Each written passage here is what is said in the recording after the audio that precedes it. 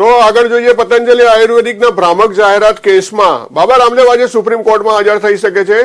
છેલ્લી સુનાવણી દરમિયાન સુપ્રીમ કોર્ટે બાબા રામદેવ અને પતંજલિના એમડી આચાર્ય બાલકૃષ્ણને નોટિસનો જવાબ આપવા ન દાખલ કરવા બદલ ઠપકો આપ્યો હતો અને તેમને આજે એટલે કે 2 એપ્રિલે હાજર થવાનો નિર્દેશ આપ્યો હતો। જોકે કંપનીએ આ મામલે પોતાની ભૂલ બદલ કોર્ટમાં માફી માંગી હતી। બિનશરતી માફી માંગી જસ્ટિસ હિમા કોહલી અને જસ્ટિસ અહસાનુદ્દીન અલામુદ્દીને બેન્ચે આ કેસની સુનાવણી કરી હતી। અગાઉ આ કેસની સુનાવણી 27 ફેબ્રુઆરી અને 19 માર્ચે થઈ હતી। 27 ફેબ્રુઆરીએ થયેલી સુનાવણીમાં કોર્ટે પતંજલિ આયુર્વેદિકની ભ્રામક દવાઓની જાહેરાત પર પ્રતિબંધ મૂક્યો હતો।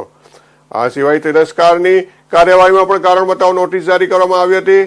વાસ્તવમાં કોર્ટે ગયા વર્ષે ભ્રામક જાહેરાતો ન આપવાનો નિર્દેશ આપ્યો હતો, પરંતુ કંપનીએ તેની અવગણના કરી હતી।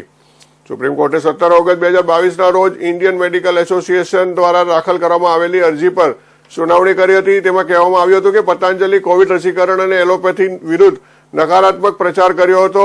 તે જ સમયે તેણે પોતાની આયુર્વેદિક દવાઓની કેટલાક રોગોનો ઇલાજ કરવાનો ખોટો દાવો કર્યો હતો।